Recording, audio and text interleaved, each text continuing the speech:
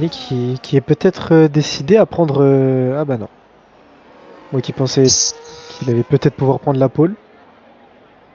Et Sonny qui échoue pas très loin hein, de Jean. Jean qui a amélioré aussi son temps. Hein. Vous voyez, tout de suite mis dans l'échappatoire hein, pour ne pas gêner les pilotes derrière. Jean qui a amélioré sa marque mais pas sa position.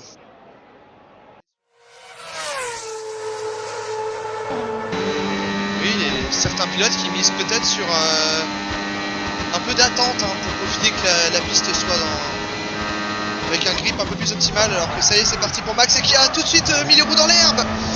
Oh, l'erreur là du pilote Racing Bulls. On l'a vu hein, à l'amorce du virage 1 être un petit peu tôt à droite. Les roues extérieures qui ont fait dans l'herbe et la voiture qui est partie instantanément en tête à queue. Heureusement, plus de peur que de mal pour lui. Alors que nous sommes avec Maxou actuellement 13ème qui doit réussir à se qualifier. Et c'est en amélioration pour l'instant sur le premier secteur. Oh, il l'a perdu, Max, c'est fini. Maxou qui a perdu la voiture au virage 4. On l'a vu hein, sur ce virage extérieur, la voiture qui a complètement décroché. Et malheureusement, ça s'arrêtera là pour Maxou. C'est dur pour les pilotes Sauber. Hein. Ça fait mal. Hein. Ah oui, il sera au mieux 13ème. Tout va dépendre justement des dernières tentatives de Kenzo. Oh, Kenzo qui fait la même. Kenzo qui fait la même, Mais que se mais qui s'en passe-t-il au sort un peu virage? mieux. Ah oui, pour le coup, sa qualification ne s'arrêtera pas là, mais il reste 45, il ne pourra pas améliorer. Et du coup, nous avons l'ordre de la grille pour les deux derniers. Maxou restera 13ème et Kenzo, malheureusement, partira de la 14ème place. Et les deux pilotes qui sont pour l'instant en amélioration sur le premier secteur. Oh, et Raphaël, c'est fini! Oh, Raphaël, le contact! Oh, le crash énorme de Raphaël! Elle qui a totalement perdu sa voiture lors de cette fin de premier secteur. Un gros crash.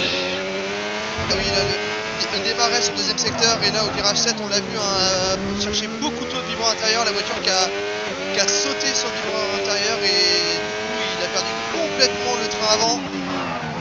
Énorme crash là pour l'Alpine. Alors que Armani pour l'instant ça se passe plutôt bien là sur ces deux secteurs. Et qui peut peut-être éliminer Rika.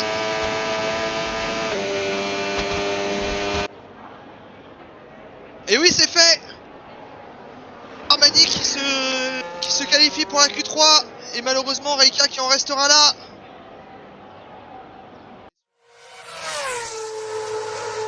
Ça. Et là Max essaye de se mettre toutes les chances de son côté là sur la phase qualificative. Alors que c'est parti pour lui. Nouvelle fois, hein, vous le voyez, hein, ce volant qui est extrêmement engagé hein, dans certains virages. Un pilotage assez contre-naturel, hein, avec des rotations très brusques. Et ce train avant qui pivote en deux temps. Hein. D'abord avec un léger sous-virage, puis un gros engagement.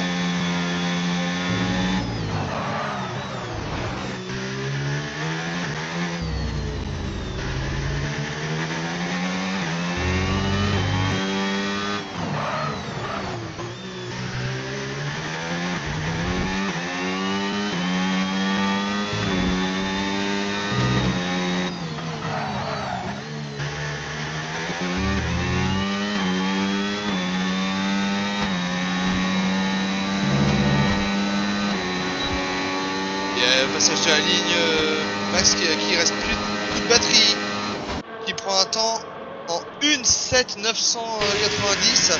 C'est quasiment le même temps de Q2, seulement 20 millièmes de retard sur son meilleur temps de la séance précédente.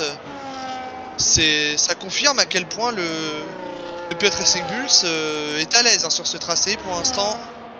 On verra si des pilotes sont capables d'aller jouer ces temps.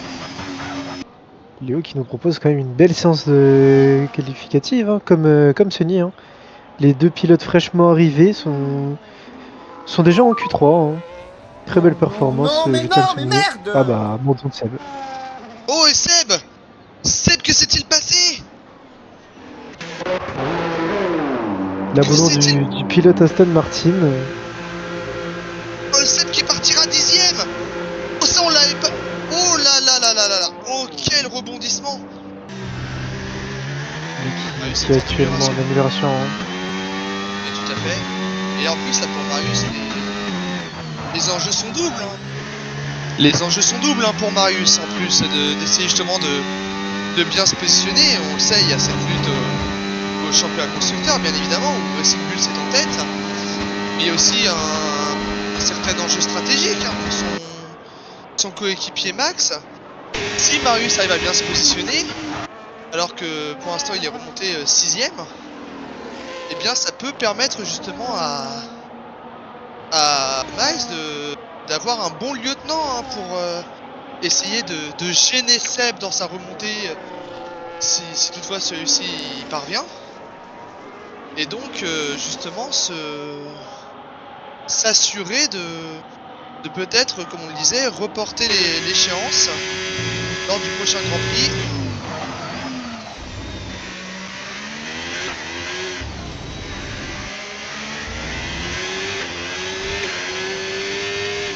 Alors qu'Anthony, lui, n'est pas en amélioration sur le premier secteur, vous l'avez vu, 76 millième de retard.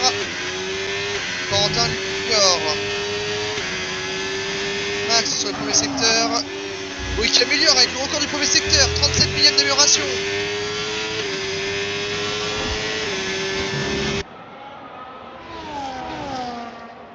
Corentin actuellement 5ème, est-ce qu'il va réussir à gagner des positions?